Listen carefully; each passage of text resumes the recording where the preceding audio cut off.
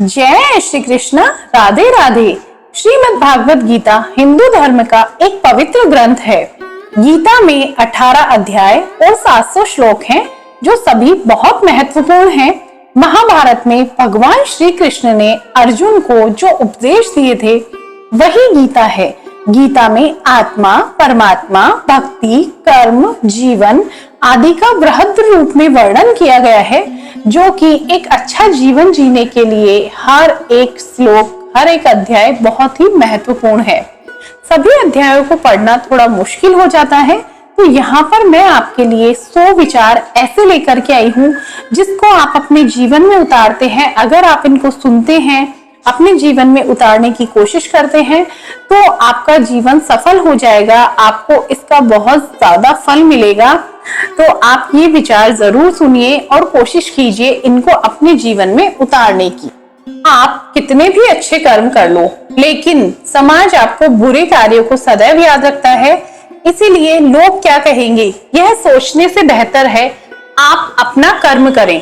जन्म लेने वाले के लिए मृत्यु उसी प्रकार निश्चित है जितना कि मरने वाले के लिए जन्म लेना। इसीलिए इस विषय पर हमको कोई शोक नहीं मनाना चाहिए, क्योंकि इस विषय पर शोक मनाना व्यर्थ है। गीता में कहा गया है, जो इंसान किसी की कमी को पूरी करता है वो सही अर्थों में महान होता है। तुम्हारे साथ जो हुआ वह अच्छा हुआ, जो हो रहा है वो भी अच्छा है, और जो होगा वो भी अच्छा होगा। गीता के अनुसार जिंदगी में हम कितने सही हैं और कितने गलत, यह केवल 2 लोग जानते हैं, एक परमात्मा और दूसरा सिर्फ हमारी अंतरात्मा। जीवन का आनंद ना तो भूतकाल में है और ना भविष्य काल में, बल्कि जीवन तो बस वर्तमान काल को जीने में है। जब तक शरीर है तब तक कमजोरियां तो रहेगी ही। इसीलिए कमजोरियों की चिंता छोड़ो और जो सही कर्म है उस पर अपना ध्यान लगाओ। अर्जुन, तुम भला क्यों रोते हो? तुमने जो खोया क्या वह तुमने पैदा किया था? आज जो तुम्हारा है वह कल किसी और का होगा, क्योंकि परिवर्तन ही संसार का नियम है। किसी का अच्छा ना कर सको तो बुरा भी मत करना, क्योंकि दुनिया कमजोर है, लेकिन जो दुनिया बनाई है जिसने, वो कमजोर नहीं है। यदि कोई व्यक्ति विश्वास के साथ इच्छित वस्तु को लेकर नित्य चिंतन करता है तो वह जो चाहे बन सकता है। सच्चा धर्म यह है कि जिन बातों को इंसान अपने लिए अच्छा नहीं समझता, उन्हें दूसरों के लिए भी प्रयोग ना करे। कोई भी व्यक्ति अपने विश्वास से बनता है, वह जैसा विश्वास करता है उसी के अनुरूप बन जाता है। मन अशांत है और उसे नियंत्रित करना कठिन है, लेकिन अभ्यास अगर करो तो इसको वश में कर सकते हो। मेरे लिए समस्त प्राणी समान है, ना तो कोई मुझे अत्यधिक प्रिय है और ना ही कम, लेकिन जो मेरी भक्ति पूरे मन से करते हैं, मैं सदैव आवश्यकता पड़ने पर उनके काम आता हूँ। मन की शांति से बढ़कर इस संसार में कोई संपत्ति नहीं है। जो मनुष्य फल की इच्छा का त्याग करके केवल कर्म पर ध्यान देता है, वह अवश्य ही अपने जीवन में सफल होता है। कोई भी इंसान जन्म से नहीं बल्कि अपने कर्मों से महान बनता है। अपना, पराया, छोटा, बड़ा इत्यादि को भूलो और यह जानो कि ये सब तुम्हारा है और तुम प्रति एक के हो, तुम सभी के हो। बिना फल की कामनाएं ही सच्चा कर्म है। ईश्वर चरण में हो समर्पण, वही केवल धर्म है। जो व्यक्ति क्रोध करता है उसके मन में भ्रम पैदा होता है, जिससे उसका बौद्धिक तर्क नष्ट हो जाता है और तभी व्यक्ति का धीरे धीरे पतन होने लगता है। इसीलिए क्रोध को हमेशा शांत रखें। गीता में लिखा है, जब इंसान की जरूरत बदल जाती है तब इंसान के बात करने का तरीका बदल जाता है। इस संपूर्ण संसार में अब कीर्ति मृत्यु से भी अधिक खराब होती है। सदैव संदेह करने वाले व्यक्ति के लिए प्रसन्नता ना इस लोक में है और ना ही कहीं और है। इसीलिए शक को अपने आप से बहुत दूर रखो। जीवन में सफलता का ताला 2 चाबियों से खुलता है, एक तो कठिन परिश्रम और दूसरा दृढ़ संकल्प। जो मन को नियंत्रित नहीं करते उनके लिए वह शत्रु के समान कार्य करता है, क्योंकि मन चंचल है और अगर आप मन के साथ चलेंगे तो फिर आप कुछ गलत भी कर सकते हैं। कठिन परिश्रम से बचने के लिए व्यक्ति को भाग्य और ईश्वर की इच्छा जैसे बहानों के बजाय चुनौतियों का सामना करना चाहिए। गीता में कहा गया है, कोई भी अपने कर्म से भाग नहीं सकता, कर्म का फल तो भुगतना ही पड़ेगा। इसीलिए जो भी कर्म कर रहे हो सोच समझ कर करो। आपके आसपास कोई नहीं है, लेकिन वो दुनिया बनाने वाला आपको देख रहा है, इसीलिए जो भी कर रहे हो बहुत सोच समझ कर करो। मनुष्य अपने विश्वास से निर्मित होता है, जैसा वह विश्वास करता है वैसा वो बन जाता है। जो मनुष्य प्रतिदिन खाने, सोने और आमोद प्रमोद के कार्यों में लिप्त रहता है वह नियमित तौर पर योगाभ्यास करके समस्त क्लेशों से छुटकारा पा सकता है। योगाभ्यास जीवन का बहुत ही जरूरी नियम है जो हमको अपनाना चाहिए। जब इंसान अपने काम में आनंद खोज लेते हैं तब वे पूर्णता को प्राप्त करते हैं। श्रीमद् भागवत गीता का मुख्य उद्देश्य मानव कल्याण करना है, इसीलिए प्रत्येक मनुष्य को सदैव मानव कल्याण की ओर अग्रसरित होना चाहिए और गीता के उपदेशों को सुनना चाहिए और उन पर अमल करना चाहिए। जब भ्रमित अर्जुन कुरुक्षेत्र में सलाह के लिए अपने सारथी भगवान कृष्ण के पास गए तो भगवान कृष्ण ने कुछ तर्क संगत दार्शनिक अवधारणाएं बताई जो आज भी प्रासंगिक है। भगवत गीता एक महाकाव्य ग्रंथ है जिसमें हमारी सभी समस्याओं का उत्तर है। अगर आपके जीवन में कोई भी समस्या है तो आपको उसका उत्तर भगवत गीता में अवश्य मिलेगा। स्वतंत्रता आंदोलन के समय कई नेताओं के लिए यह एक प्रेरणा भरी पुस्तक थी। कुछ गीता संदेशों पर अगर हम नजर डालें तो जिनका उपयोग आप अपने जीवन को सही रास्ते पर वापस लाने के लिए कर सकते हैं। अगर आप गलत दिशा भटक गए हैं तो आप अपने जीवन को सुधारने के लिए आप ये वाला गीता उपदेश जरूर पढ़ें, इससे आपको बहुत ज्यादा कुछ सीखने को मिलेगा। माफ करना और शांत रहना सीखो, ऐसी ताकत बन जाओगे कि पहाड़ भी आपको रास्ता देंगे। व्यक्ति को अपनी इंद्रियों को वश में रखने के लिए बुद्धि और मन को नियंत्रित रखना होगा। हमें हमेशा अपने मन को नियंत्रित करना बहुत जरूरी है। जो होने वाला है वो होकर ही रहता है और जो नहीं होने वाला है वो कभी नहीं होता।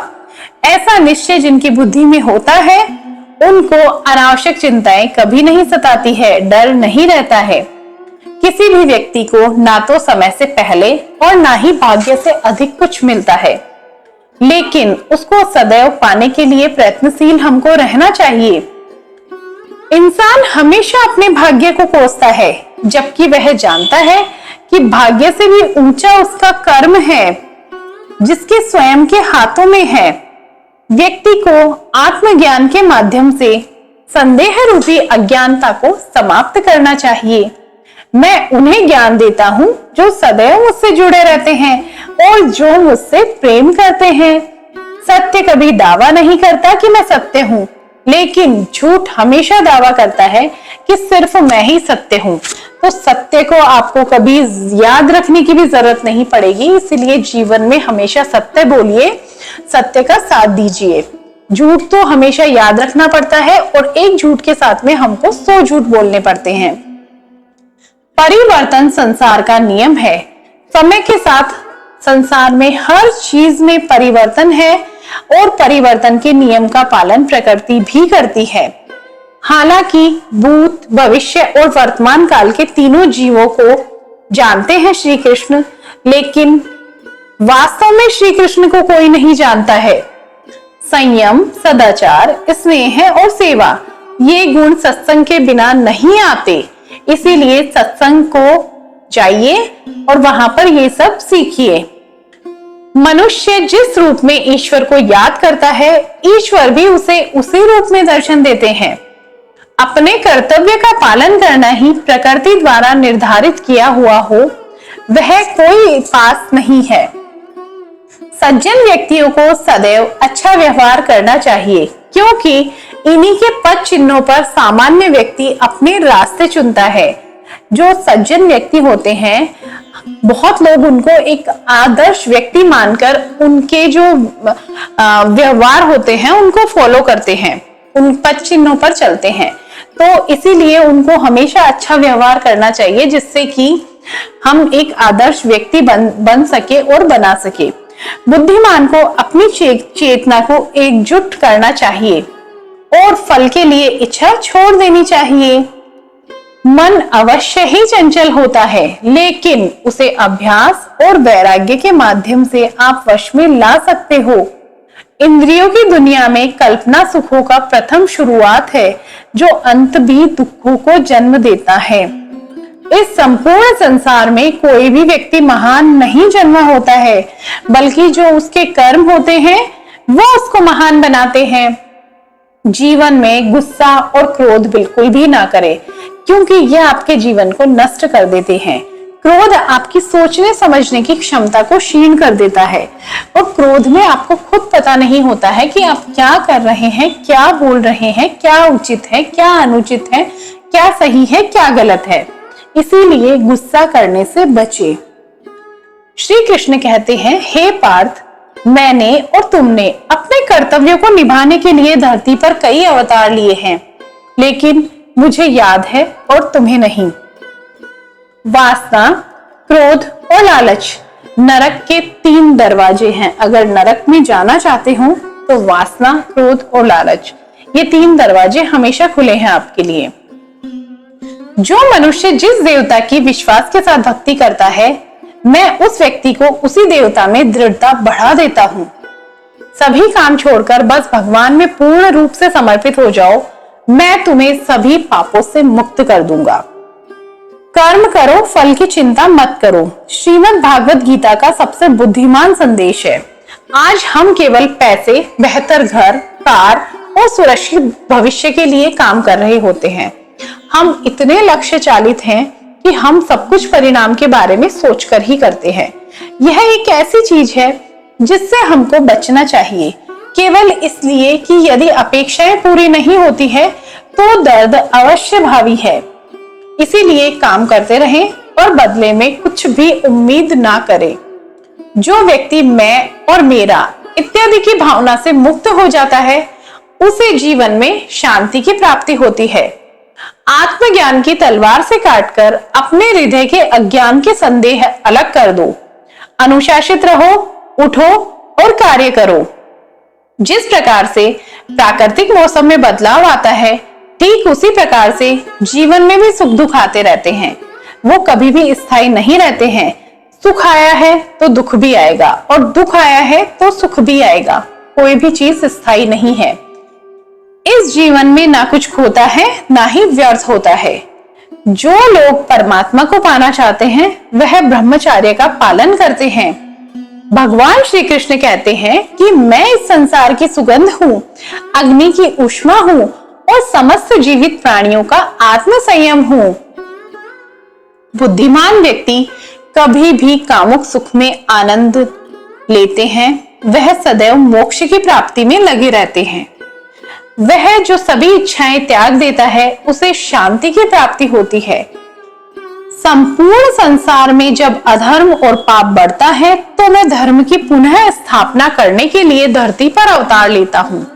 इसीलिए श्री कृष्ण जब भी अधर्म और पाप का नाश करने के लिए अवतार लेते हैं, तो वो पुनः स्थापना करते हैं। जैसे अंधेरे में प्रकाश की ज्योति जगमगाती है, ठीक उसी प्रकार से सत्य की चमक भी कभी फीकी नहीं पड़ती है। इसीलिए व्यक्ति को सदा सत्य बोलना चाहिए। मैं सभी प्राणियों के हृदय में विद्यमान हूँ। जो व्यक्ति मृत्यु के दौरान मेरा नाम लेता है, वह सदैव मेरे धाम को प्राप्त होता है। इसमें कोई भी शक नहीं है। ऐसा कुछ भी नहीं, चेतन या अचेतन, जो मेरे बिना अस्तित्व में रह सकता है। परिवर्तन ही इस संपूर्ण संसार का नियम है। इसीलिए व्यक्ति को कभी भी अपने वर्तमान पर घमंड नहीं करना चाहिए। जिसने जन्म लिया है, उसकी मृत्यु निश्चित है, और मृत्यु के पश्चात पुनर्जन्म भी निश्चित है। मनुष्य का संपूर्ण शरीर 5 तत्वों से मिलकर बना है: अग्नि, जल, वायु, आकाश और पृथ्वी।